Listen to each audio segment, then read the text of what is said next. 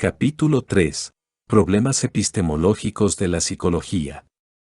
3.1. Problema de la implicación. Las diferentes corrientes psicológicas aluden, de forma inequívoca, a concepciones del mundo, a posturas filosóficas y a intereses sobre cómo debe ser la sociedad y cómo debemos entender al hombre. Cada concepción tiene una idea de lo que es ciencia y pretende imponer su pensamiento a las demás, por lo que esta ciencia termina siendo un razonamiento que justifica una determinada postura, lo que provoca que el especialista tenga que decantarse por una de ellas. De la elección del profesional va a depender el modo en el que entienda el mundo. Aún así, hay determinadas cuestiones sin respuesta que son comunes a la mayoría de corrientes de pensamiento y, de hecho, se sitúan en un plano superior. En el presente apartado vamos a plantear los distintos debates epistemológicos que encontramos dentro de la propia psicología, cuál debe ser el objeto de estudio de la psicología. ¿Cuál es el papel del lenguaje en el desarrollo del conocimiento? ¿Cómo concebimos los sistemas causales? Los científicos hacen ciencia como observadores que explican aquello que observan. En las ciencias exactas o puras se establece una distancia entre el sujeto de estudio y el investigador o sujeto de procedimiento, que provoca que las conclusiones sean ajenas al científico.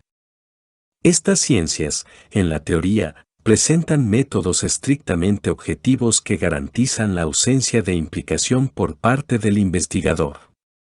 ¿Pero qué ocurre en las ciencias sociales?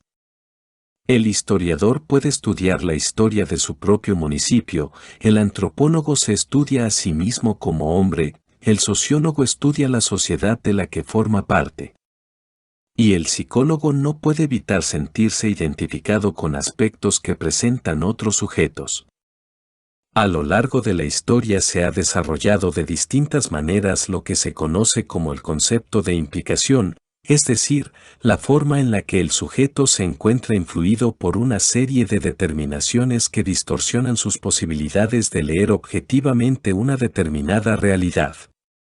Levi-Strauss o Deleuze llegaron a una conclusión terminante: en ciencias sociales no existe posibilidad de objetividad, ya que el sujeto aparece confundido con el objeto que estudia.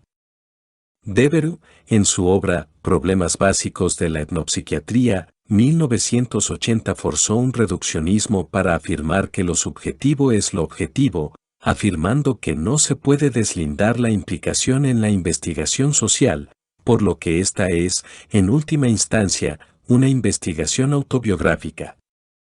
Pero tal y como hemos tratado anteriormente, la psicología se encuentra en una especie de puente entre las ciencias sociales y las ciencias naturales, por lo que el problema de la implicación acaba colisionando de lleno con los objetivos de la ciencia psicológica. Muchos teóricos, desde la epistemología pura, han tratado el problema de la implicación por parte del experto, investigador o profesional en el campo de la psicología. ¿Cuál debe ser el rol del psicólogo en la terapia? ¿Se debe evitar la implicación activa del psicólogo en la misma?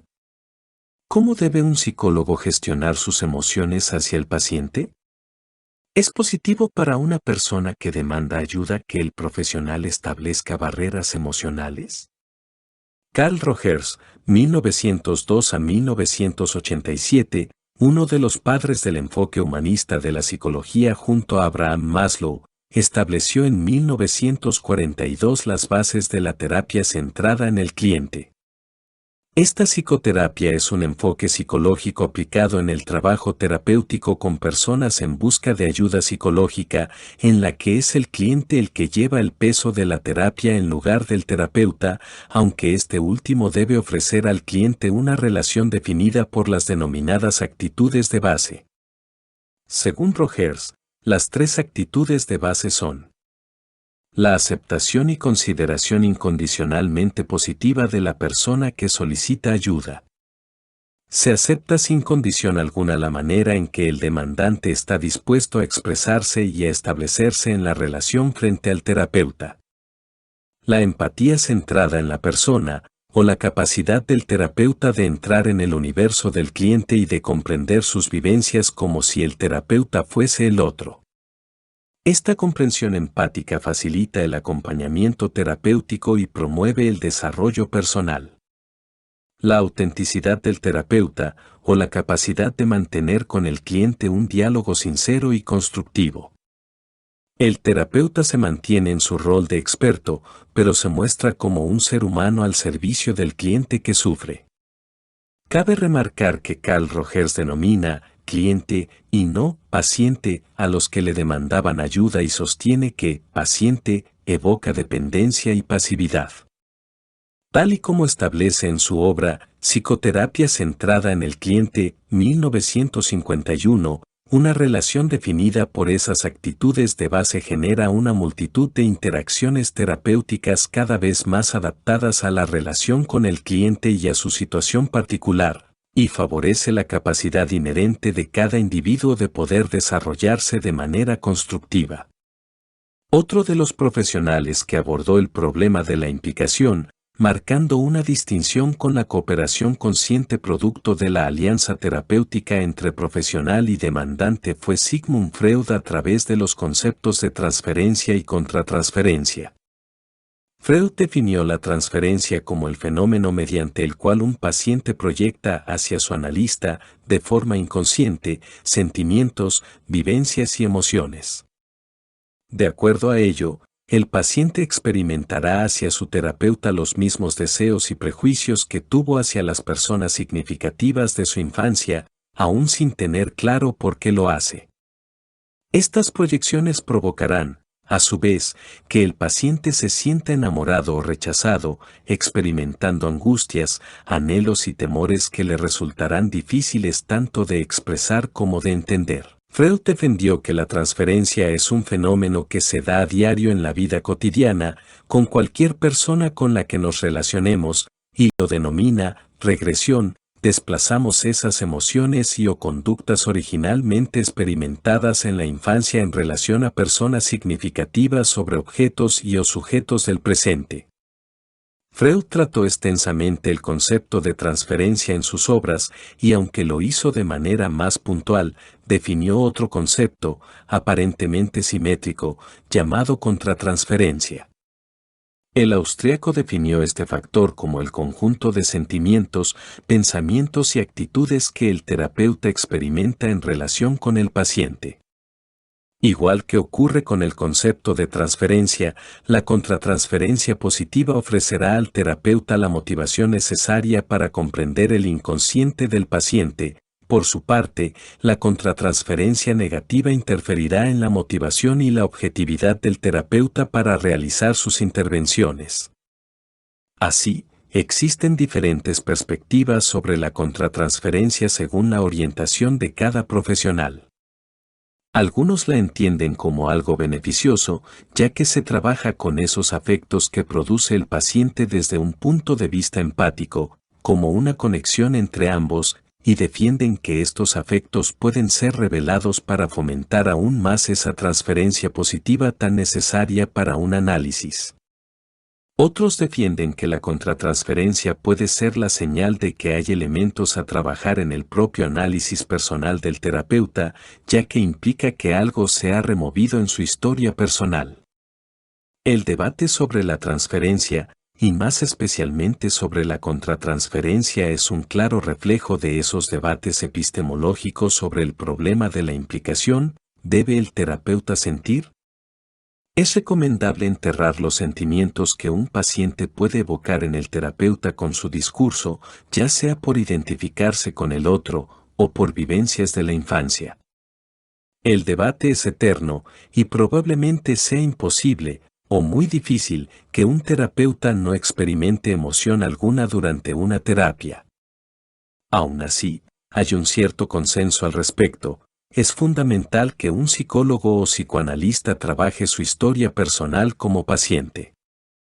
Este trabajo no solo ayuda al terapeuta a conocer el proceso en primera persona y a conocer mejor el propio proceso, sino que va a ayudar a que pueda escuchar al paciente como sujeto único, sin que interfiera su vida personal. 3.2. Implicaciones éticas. La práctica profesional de la psicología es una actividad que coloca a los psicólogos en situaciones en las que se ven forzados a tomar decisiones sin tener toda la información necesaria. Por ejemplo, un psicólogo se puede ver obligado a hacer un peritaje penal, una valoración de daños en un trabajador que ha sufrido un accidente o un diagnóstico a un niño que no sigue el ritmo escolar del resto de los compañeros. Este tipo de circunstancias hace que el psicólogo se plantee si actúa de manera correcta y cuáles podrían ser las consecuencias de su actuación sobre las personas. El psicólogo debe conocer sus recursos y sus limitaciones, además de conocer los campos en los que va a ejercer, así como los principios éticos que gobiernan el ejercicio de su profesión. También debe ser consciente de la necesidad de actualizarse continuamente con los nuevos conocimientos adquiridos por la joven ciencia de la psicología. Tomando en cuenta esta base, se desprende la necesidad de plantearse un conjunto de cuestiones éticas y filosóficas que moldearán su práctica, pues su eficacia y realización profesional dependerá de la actitud que asume el psicólogo frente a su responsabilidad. ¿Qué tipo de cuestionamientos debe preguntarse el profesional? Algunos de ellos podrían ser los siguientes. ¿Cuál es mi concepción del hombre? ¿Cuál es mi concepción de la sociedad? ¿Cuál es mi concepción del mundo? ¿Cuáles son mis principios y mi jerarquía de valores? Estas cuestiones se plantean para que el profesional sea consciente de las premisas, opiniones, prejuicios y actitudes que lo conforman, y responderlas le permitirá actuar de modo más congruente, honesto y auténtico. Independientemente de su campo de actuación, el psicólogo debe poseer la capacidad de establecer relaciones afectivas que promuevan el desarrollo individual y social. Siguiendo las dimensiones que señalan Berman y Leaf 1975, y Lartigue 1980 podemos hacer las siguientes consideraciones en su proceso de relación interpersonal. Sobre el poder, ¿prefiero tener el control de la relación? ¿Sé compartir con el otro? Sobre la intimidad, ¿cuál es la distancia afectiva en donde me siento más a gusto? ¿Cuál es la distancia física con la que puedo trabajar con otra persona? Sobre la inclusión y exclusión, ¿quién o quiénes más pueden o quieren participar de esta relación? Sobre el altruismo, ¿qué tan capaz soy de no retener y permitir que el otro siga su propio camino? Sobre el afrontamiento, ¿cuánto dolor, alegría o felicidad puedo tolerar y acompañar? Sobre el autoconocimiento, ¿cuáles son mis limitaciones y áreas de conflicto? ¿Qué tanto conozco y acepto mi salud mental?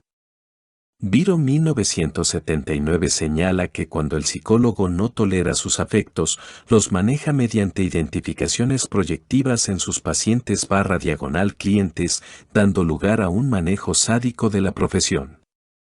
El psicólogo deberá preguntarse qué tan satisfechas están sus necesidades básicas para evitar utilizar al otro para cubrir o negar sus carencias internas. Deberá preguntarse también con qué sentido de responsabilidad, conciencia y honestidad maneja el poder que le da la información que posee de sus clientes, en tanto que es una herramienta con la que puede construir o destruir. Algunos autores han cuestionado el tema de los valores éticos en el ejercicio profesional del psicólogo. Entre ellos, Rodríguez, 1979 señaló que toda tarea está influida por la filosofía particular con respecto a la naturaleza del hombre y la postura que se adopta frente al mismo depende, en buena parte, del modo de ver y entender las cosas, su posición ideológica y el modelo conceptual con el que trabaja. Si se considera que en las ciencias del hombre el objeto de estudio es el hombre mismo, la preocupación se hace aún más relevante, ya que trabajar con personas, independientemente del método que se utilice, sin contar con una clara jerarquía de valores solo conduce al caos y a la contradicción interna, en virtud que un método concreto puede ser aplicado en diversos contextos para distintos fines con muy diferentes actitudes. Lafarga 1979 apuntó que los psicólogos son modelos de rol por la naturaleza misma de su profesión, sea cual sea la sociedad en la que habiten. Modelan conductas, no tanto por lo que dicen o pretenden hacer, sino por lo que realmente hacen y son, como personas y como profesionales. Su conducta ejerce una gran influencia en todas las actividades que lleva a cabo, que puede ser positiva o nociva según el grado de coherencia que exista entre los valores explícitos en su práctica y las motivaciones que orientan su comportamiento como profesional. Su eficacia en su ejercicio profesional dependerá tanto de la calidad científica y técnica, los conocimientos y experiencia que haya adquirido, como de la congruencia de los valores y motivaciones que dirigen su actividad. Lafarga define el concepto valor como cualquier motivación o reforzador consciente que, de alguna forma, mueve a la persona a actuar para satisfacer sus necesidades, ya sean individuales o sociales. Los motivadores internos o los reforzadores externos no conscientes, aunque muevan la conducta, no las considera valores al no ser percibidos conscientemente como motores del comportamiento. Por su parte, Bonner, 1970 los define como preferencias o actitudes personales y normas o imperativos culturales al mismo tiempo. Como preferencias personales o actitudes se encuentran profundamente enraizadas en las necesidades del individuo. Con imperativos culturales se refiere a las presiones y normas que hacen que la vida diaria del hombre sea eficiente y satisfactoria, si han sido adecuadamente asimiladas e internalizadas. Lafarga planteó que el problema radica en que los valores de un individuo o una colectividad no siempre, ni necesariamente, coinciden con la motivación que determina la conducta de ese individuo o colectivo, a pesar de que dichos valores representen el sustrato o fundamento de las normas y las leyes, lo que desprende el cuestionamiento sobre la jerarquía de valores, tanto sociales como profesionales, del psicólogo. Los psicólogos, durante años, ejercieron su criterio de acuerdo con su código ético personal, lo que ha provocado la aparición de algunas técnicas de intervención de dudosa efectividad y aún abuso del estatus profesional por parte de algunos miembros de la comunidad. Por ello es necesario contar con un sistema de valores claro y explícito, tanto a nivel personal como profesional, siempre teniendo en cuenta que dichos esquemas de valores representan lo más íntimo y personal de cada individuo, desde la manera de sentir sus experiencias a sus propias creencias. ¿Cómo conseguir concienciar al psicólogo y al psicólogo en formación sobre la importancia de una orientación ética en el ejercicio de su profesión? Por una parte, a través del autoconocimiento, asumiendo que los valores personales provienen de las etapas de desarrollo más tempranas y los valores profesionales se adquieren en las experiencias de aprendizaje durante su periodo formativo y en sus primeras vinculaciones con el campo de la psicología. Por otro, a través del contexto social, generando conciencia sobre el poder que ejerce el conocimiento y la responsabilidad de utilizar las nuevas técnicas para intervenir en los individuos. La psicología debe estar al servicio y no al uso del ser humano. Un psicólogo jamás debe utilizar sus conocimientos para fines de dominio, sometimiento o narcisismo profesional, ya que puede convertirse de un profesional que estudia las motivaciones de la conducta a uno que pretende reproducir conductas a su imagen y semejanza. El profesional de la psicología se debe una actitud de honestidad y respeto consigo mismo y con los demás. Herrera y Lirzagn, 1979 toman el modelo existente sobre normas éticas de los psicólogos, publicadas por la American Psychological Association, Asociación Americana de Psicología, en 1967, con el fin de discutir algunos casos concretos de supuestas violaciones a dicho modelo, que comprende 19 áreas, de las que se presenta un breve resumen con ejemplos prácticos. 1. Responsabilidad. Incurre en ella el psicólogo que trata de modificar el comportamiento de un cliente de una manera distinta de lo que piensa o desea. 2. Competencia. No seguir estudiando, no actualizarse, particularmente respecto a tendencias psicológicas a las cuales no se les tiene simpatía.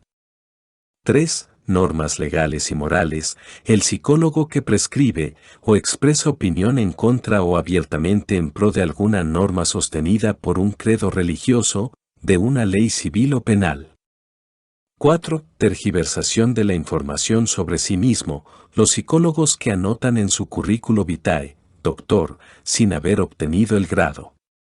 Profesores o instituciones universitarias que otorgan grado a alumnos que padecen obvios trastornos psicológicos. 5. Declaraciones públicas. Expresar actitudes y opiniones destructivas ante corrientes que se consideran antagónicas a la propia. 6. Confidencialidad. Psicólogos y catedráticos que presentan casos en el salón de clases, sin cuidar la identidad ni el respeto por el cliente. En reuniones sociales, el psicólogo que habla sobre sus clientes. 7. Intereses de clientes. Un psicólogo del trabajo sabe por el propio candidato algo que puede impedirle el ingreso a una organización, y lo informa porque tiene instrucciones de comunicarle al jefe toda clase de información. 8. Relaciones con clientes. Un psicólogo mantiene una relación muy íntima con sus clientes en tratamiento, fuera del consultorio. 9. Servicios impersonales. Un psicólogo contesta cartas en periódicos de gente que le consulta sus problemas. 10. Publicidad sobre servicios. Un psicólogo se anuncia en el periódico, listando todo lo que cura. 11. Relaciones interpersonales. Un psicólogo acepta tratar a una persona que actualmente está en tratamiento con otro colega, sin comunicarse con él. Un psicólogo habla al paciente sobre la calidad del trabajo de otros colegas en términos derogatorios y de calumnia. 12. Honorarios. Un psicólogo sugiere a las personas que atiende en una institución donde presta sus servicios, que lo vean en lo privado, cobrándoles por este servicio. 13. Protección de los test. Una empresa que vende test en forma indiscriminada. El psicólogo hace del conocimiento del público el contenido de los test psicológicos. 14. Interpretación de los test. Un psicólogo hace estudios psicológicos sin conocer ni la confiabilidad ni la validez de sus instrumentos. 15. Publicación de los test. El psicólogo publica una prueba sin especificar su diseño, población a la que va dirigida, limitaciones, etc. 16. Precauciones en la investigación. Los sujetos no son respetados, al grado de abusar de ellos en investigaciones de laboratorio, el uso de drogas, aun con las debidas precauciones. Lafarga, en conclusión, consideró algunas sugerencias ideales para la formulación de un código ético para el psicólogo. En primer lugar, defendió que el psicólogo es un profesional de la promoción del comportamiento, un técnico y un científico, pero ante todo es una persona que crece y se desarrolla en una sociedad concreta. También afirmó que, como ser humano, el psicólogo debe sentirse interesado por su propio desarrollo y por el crecimiento armónico e integral del individuo y su sociedad. Además, el psicólogo debe ser capaz de establecer relaciones interpersonales cálidas y profundas y de contraer compromisos estables, aparte de mantener una actitud abierta para con todas las corrientes y no hacer de lucro su objetivo personal. Un psicólogo debe estar suficientemente preparado como científico y como técnico y valorar la actualización constante. Es científico por el cuidado de sus observaciones y registros, por la metodología rigurosa para cuestionar sus hipótesis y no derivar conclusiones que generalicen más allá de lo observado. Debe valorar la confidencialidad y el respeto por la información personal recibida de sus pacientes, y debe estar abierto al cambio social, siendo consciente de que él mismo es un factor de cambio social. 3.3. Problema de la causalidad. Durante años, muchos e importantes argumentos se han esgrimido contra la hipótesis de que en el ámbito de la conducta humana existen relaciones de causa-efecto. Con ello se ha intentado negar la posibilidad de hacer predicciones, las cuales serían factibles únicamente en el caso de que en realidad se dieran las ya mencionadas relaciones. Muchos investigadores basados en el método científico se muestran totalmente escépticos por lo que respecta a su aplicación al estudio de la conducta humana. Algunos, incluso, llegan a afirmar que los métodos de las ciencias naturales son en principio inútiles para predecir la conducta del hombre, ya sea individual o social, debido a que el propósito de las ciencias naturales era la generalización, mientras que las ciencias sociales se orientaban a la definición de la individualidad. La conducta humana, como describió Coyle en 1994, es inherentemente impredecible.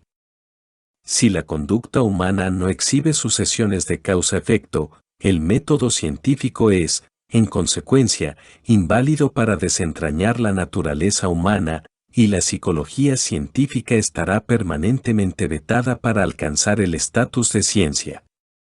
De esto se desprende que la ciencia consiste en explicar un fenómeno pasado o predecir un evento futuro, al entender que son casos de una determinada ley, y que la simple ocurrencia de dichas condiciones era suficiente para atribuir las causas del fenómeno.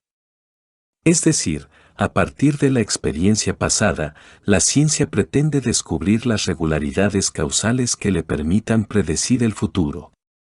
Si negamos la existencia de uniformidades en la conducta humana, a su vez afirmamos que no pueden sacarse lecciones de la experiencia previa y que el futuro es incierto. No obstante, los científicos sociales defienden que, en contraposición a las ciencias naturales, el rasgo distintivo de su campo de estudio es la falta de una ley causal, como en la historia, aunque este planteamiento es una contradicción en sí mismo, no podemos aprender nada de la historia que no se encuentre en la propia ciencia de la historia. La distinción entre acierto y desacierto en los asuntos prácticos cobra sentido gracias a la existencia de relaciones de causa-efecto en la conducta humana y por referencia a las predicciones que nos permiten hacer las dichas relaciones. Las reglas para la conducción de los individuos y de las sociedades solo se pueden basar en leyes causales que expresan que, si una determinada condición se da, probablemente ocurrirá un determinado suceso, al menos en un porcentaje explícitamente determinado de casos.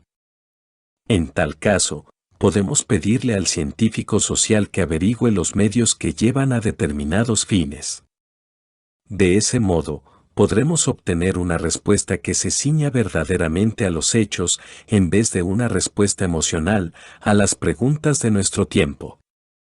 Cualesquiera sean las respuestas que se propongan, su mérito consistirá en lograr la aprobación de todos los hombres sensatos identificados por los mismos objetivos.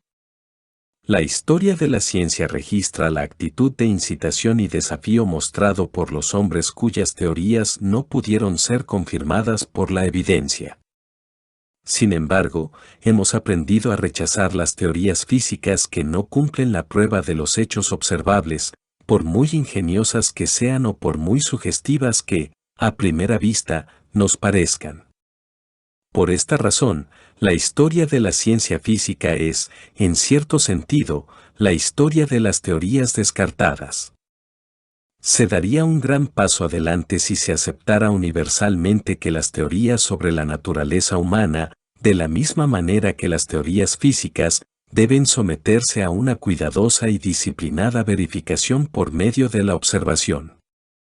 A pesar de las divisiones que existen en la actualidad entre los humanos, la mayor parte del conocimiento científico referido a la naturaleza inanimada goza de cierto consenso mundial.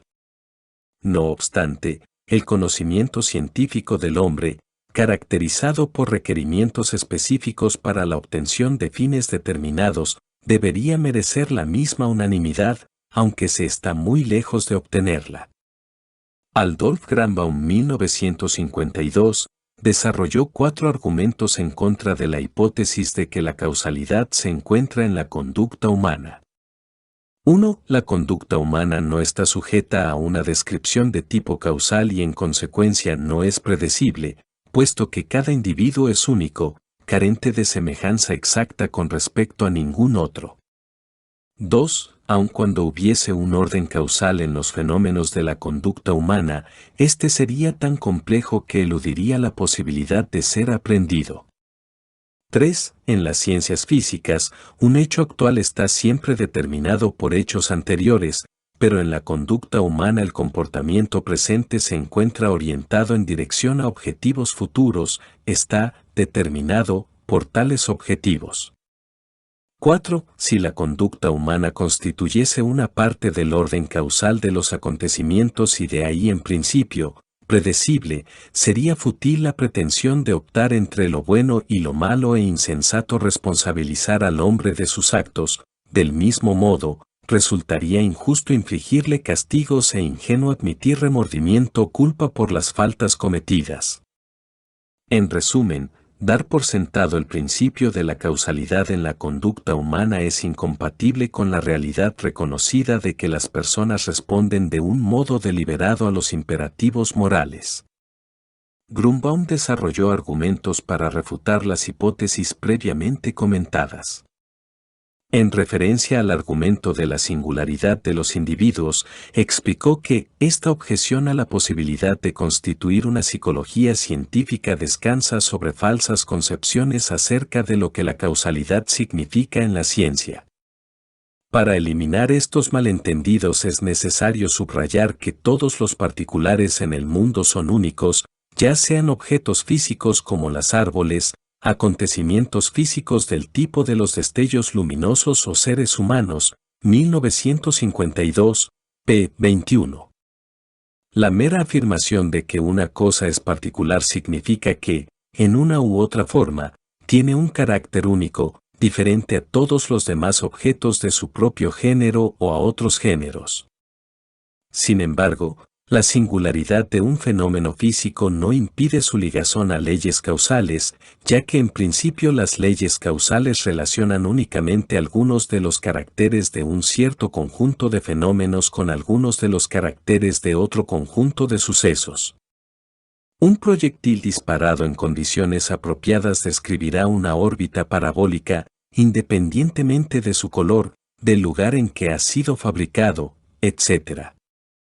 En tanto que la relación causa-efecto es un nexo entre especies de fenómenos, nunca es necesario duplicar todas las características de una determinada causa para producir el mismo tipo de efecto. De esto se desprende que cuando los psicólogos científicos afirman la existencia de leyes causales en la conducta humana, este punto de vista no resulta incompatible con la existencia de grandes diferencias individuales entre los hombres, ni viola la singularidad o la dignidad de cada persona particular. Comprender un fenómeno desde el punto de vista científico es, en primer lugar, conocer las condiciones necesarias para que suceda. En referencia al argumento sobre la complejidad de la conducta humana, Grunbaum defendió que este argumento sostiene que la conducta humana implica tan compleja proliferación de factores que es trivial intentar desenmarañarlos. Antes de la aparición de la química científica, cualquier persona habría descartado la posibilidad de reducir la aparentemente irreconocible variedad de sustancias en la naturaleza a unos 96 elementos tan solo. El argumento en cuestión se apoya en lo no conocido y, por tanto, como todos los argumentos de su tipo, carece de base, 1958, p. 23. Sobre el argumento de la determinación de la conducta humana dirigida a un objetivo, Grunbaum desarrolló que, si una persona, en este momento, enfila sus acciones al logro de un objetivo futuro, se arguye que tales acciones son el efecto de una causa venidera, un tipo de causalidad que no se encuentra entre los fenómenos físicos. La respuesta a este argumento es que son más bien las expectativas presentes y no el objetivo futuro las que controlan causalmente la conducta en cuestión. En realidad, el objetivo buscado quizás nunca se alcance. Por otra parte, tanto los motivos para alcanzar un determinado objetivo como la expectativa creada por la acción en pro de aquel funcionan como cuestiones antecedentes, del mismo modo que los factores causales en los fenómenos físicos. De este modo, la determinación causal en las situaciones motivacionales no se ve afectada por el hecho de que los motivos se refieran al futuro. 1958, p. 23. Finalmente, Granbaum desarrolló, contra el argumento de la elección moral, que, si el determinismo, entendido como la atribución de pautas casuales a todos los fenómenos, incluidos los de la conducta humana, fuera verdadero, mi voluntad estaría siempre determinada por mi carácter y por mis motivaciones. De aquí que mis elecciones no serían libres y por lo mismo no podría ser responsable de mis actos, en virtud de que no puedo modificar mis decisiones ni tampoco dejar de hacer lo que hago. Si el determinismo está en lo cierto, no puedo elegir mis estímulos ni mi carácter, los primeros me son impuestos por causas externas e internas, el segundo es el producto inevitable de las influencias que me han afectado en el transcurso de mi existencia. Por eso, el determinismo y la responsabilidad moral son incompatibles.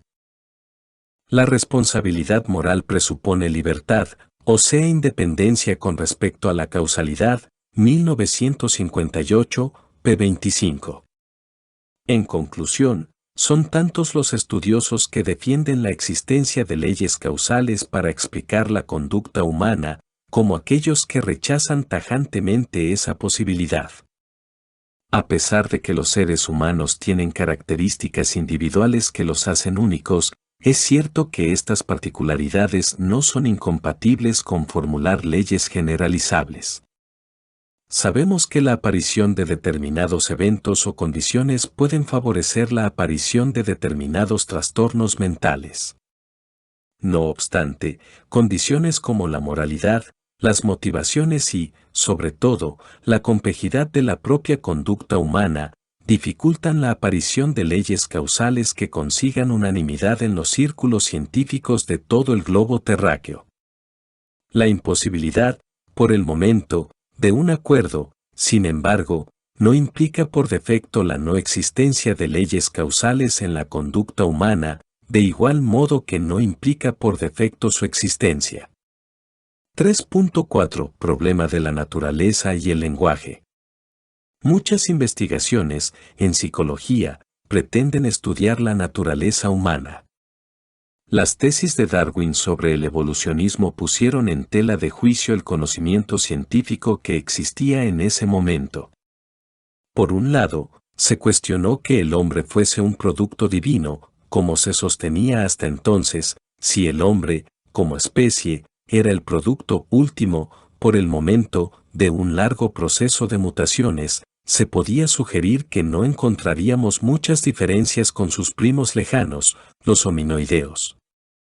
Desde la biología se empezó a estudiar al hombre como la etología lo hacía con otras especies, un eslabón de una larga cadena, que se fue perfeccionando con los progresivos descubrimientos de los eslabones perdidos.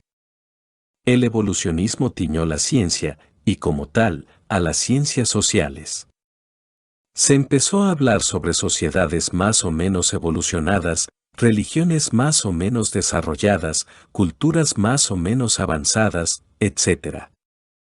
La aparición de la lingüística moderna, de la mano de Ferdinand de Saussure, conllevó su intervención en el campo de las ciencias. Ferdinand de Saussure, en su obra Curso de Lingüística General, 1915, separó el lenguaje en lengua y habla, refiriéndose a la primera como el sistema de signos que conforma un idioma, un concepto externo al sujeto y que éste no tiene capacidad de modificar. Por otra parte, Saussure definió el habla como la manifestación particular de la lengua en el acto de comunicación, una acción individual y voluntaria y que se da de forma diferenciada en cada sujeto, lo que la hace inestudiable. Saussure defendió que, a pesar de haberse producido por una mutación o evolución, el lenguaje organiza al ser humano en tanto le da la posibilidad de pensar. El lenguaje posibilita un nivel representacional de las cosas, además de ser utilizado como vehículo de comunicación. Tal es así que no hay pensamiento sin lenguaje, pues la creación del nombre crea la cosa. como desarrolló Rorty, 1983, 1996, si lo humano se define desde el lenguaje, que a su vez estructura el pensamiento ya que no se puede pensar sin palabras, la psicología no puede obviar el lenguaje y la función esencial de éste en el desarrollo de la mente. El lenguaje genera identidades, compromisos y posibilidades. El lenguaje se convierte en medio para producir conocimiento y cultura, para establecer las relaciones, organizar la realidad e intervenir en ella. A modo de conclusión de este capítulo, son muchos los problemas que surgieron a nivel epistemológico en la formación y la evolución de la ciencia psicológica, el problema del objeto de estudio, las implicaciones éticas, el problema de la naturaleza, el problema de la causalidad, etc. ¿Se pueden aplicar las leyes de la causalidad al comportamiento humano? ¿Cuál debe ser el rol del psicólogo en la terapia? ¿Debe implicarse personalmente o debe actuar sin intentar influenciar al paciente, esperando que sea éste el que genere respuesta a sus propias dudas? ¿Cómo influye el lenguaje dentro de los procesos psicológicos? Algunos de ellos, o incluso todos, son problemas con vigencia en la actualidad, pues hasta el día de hoy no se ha logrado un consenso en la comunidad científica para dar respuesta a estos planteamientos. De hecho, es probable que algunas de estas preguntas nunca obtengan una respuesta suficientemente consensuada que las resuelva. Pero la falta de consenso no implica, bajo ningún concepto, que estas preguntas no sean válidas y que no sea necesario seguir investigando para, eventualmente, encontrar esa respuesta en un futuro. Quizás esta falta de consenso implique, de manera indirecta, la posibilidad de la existencia de más de una respuesta válida para cada problemática. La próxima parte. Capítulo 4. Definición epistemológica de las escuelas psicológicas actuales. Audio Gala YT. Suscríbete al canal, dale like y comenta. Muchas gracias.